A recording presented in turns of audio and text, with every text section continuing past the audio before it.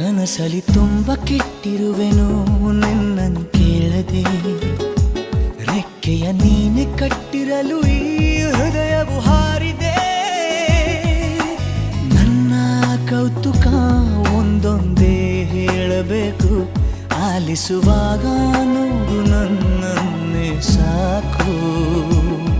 ಸಹವಾಸ ದೋಷದಿಂದ ಸರಿ ಹೋಗಬಹುದೇ ನಾನು, ನನಗಾಗಿಯೇ ಕಾದಿಟ್ಟುಕೋ ಹಠವೊಂದನು.